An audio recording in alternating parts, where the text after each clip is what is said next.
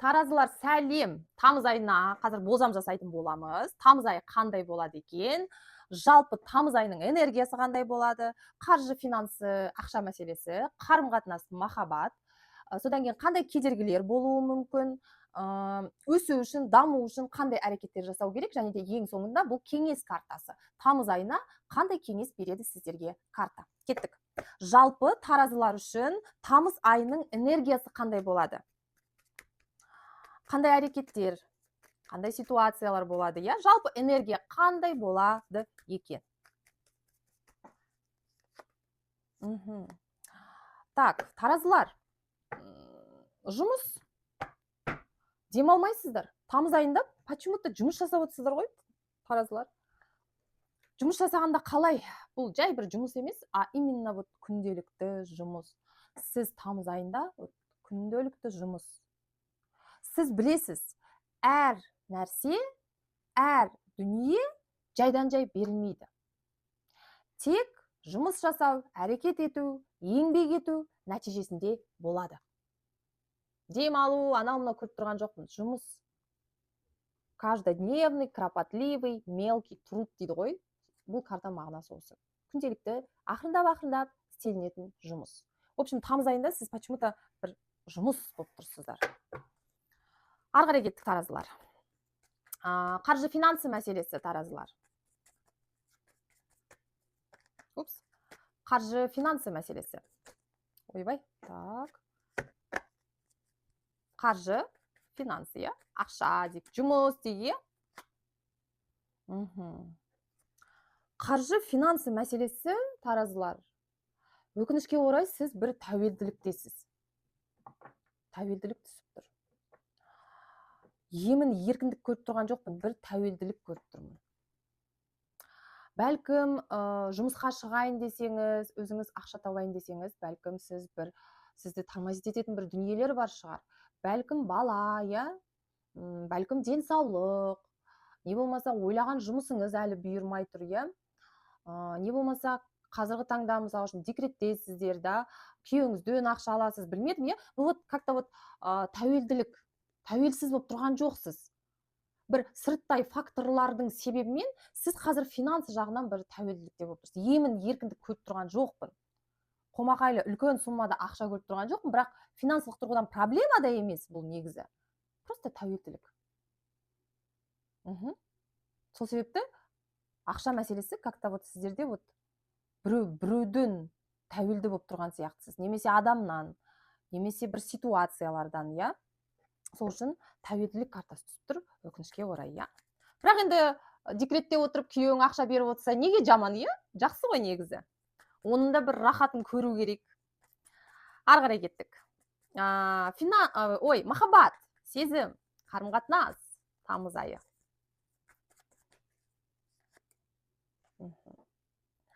Бұл жерде дегеніңіз сіз, я? Немесе сіздің күйеуіңіз, әйеліңіз, жігітіңіз, қызыңыз, я, без разницы, я? Бұл жерде бір как-то екеуміз бірге бір мақсатқа жетеміз. Екеулерің бір жерге қарап тұрсыңдар. Бір-бірлеріңе көмек көрсету, бір-бірлеріңе деген мейірімділік. Содан кейін бір-бірлеріңе көмектесу материалдық тұрғыдан, бәлкім, я? Бәлкім бір екеулерің общий бір мақсат қоясыздар, я? Содан кейін көбейту, бір-бірлеріңе ұмтылу. Бірақ бұл жерде бар ғой, романтика емес. Тамыз айында романтика емес, таразылар, романтика емес. А именно андай бір көрінетін. Көмектес, ауырып қалса, көмектес. Көтер, мысалы үшін ер азамат болса. Жақсы көрсең, маған әкеп бер, көмегіңді жаса. Көт мені, апар, әкел деген сияқты, именно бандай көрінетін сондай дүниелер болады. Осязаемые әрекеттер именно. Романтика емес. Именно вот тамыз айында махаббат, сезім сіздерге вот именно әрекет керек. Сонда ғана ол өзінің сізге деген құндылығын, сезімін көрсетеді. Жай құр сөз емес, именно әрекет. Ары қарай кеттік. Қандай кедергілер болуы мүмкін, таразылар? Тамыз айында қандай кедергілер болуы мүмкін? Бұл жерде кедергі дегеніміз көп ойланасыз, әсіресе түнгі уақытта. Негативті ойлар сізге кедергі негізі.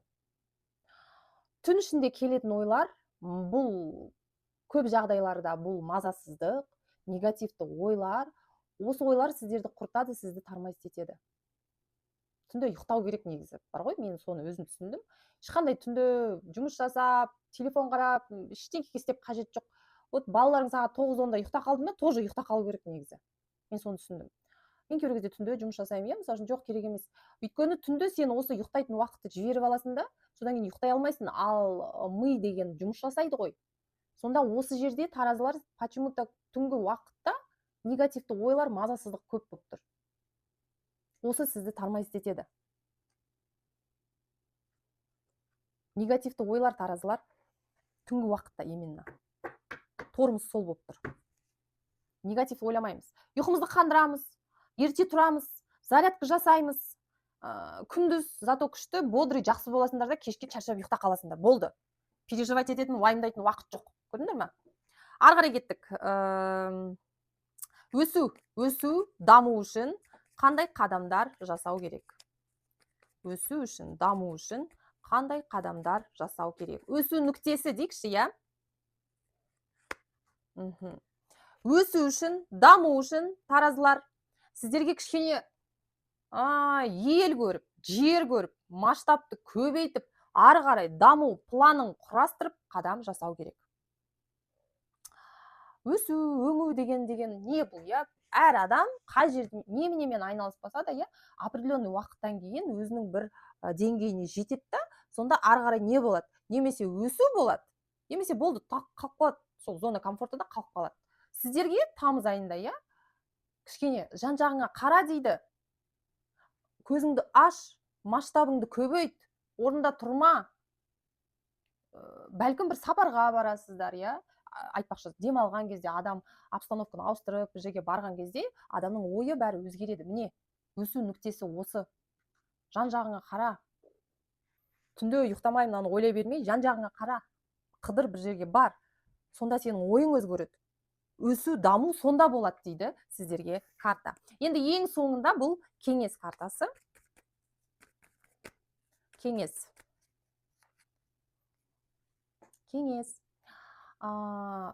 Өткен шақты бәлкім ұмытып кетесіз, ал бәлкім көп ойлайсыз. В общем, өмірден алған тәжірибеңізді қазіргі сәтте болашақта дұрыс қолданыңыз. Міне, тамыз айында. Бәлкім сізде өткен шақта, иә, бір ситуация болған шығар, сіз оны ұмытып кеттіңіз. Соның сабағын осы тамыз айында ұмытпа. Прошлое. Бұл біріншіден. Екіншіден, мейірімділікті ұмытпа. Туған туысқаныңды ұмытпа, достарыңды ұмытпа. Сен жалғыз емессің. Адамның күні адаммен дейді, иә? Бұлай в целом, таразылар бұлай сіздердің карталарыңызды айтатын болсам, иә, сіздеріне жұмыс, как-то вот бір тұңғиық іш дүниеңізде сияқтысыз, иә? Ал тамыз айында түнде бір уайым переживаниялар, иә? Сізге бүйтіп ашыл дейді ғой, короче, жан-жағыңа қара дейді. Туысқандар, достар, кішкене жан-жағыңа қарап, бір жерге сапарға барып, қыдырып, демал, жан-жақ, географияңды көбейт, сөйт деп тұр ғой, в общем. Көрдіңіз бе? Ал таразылар, тамыз айына сіздерге міне осындай болжам. Сау болыңыздар, сәттілік сіздерге. Подписаться басамыз, поделиться басамыз, комментарий жазамыз, лайк басамыз. Жақсы? Сау болыңдар.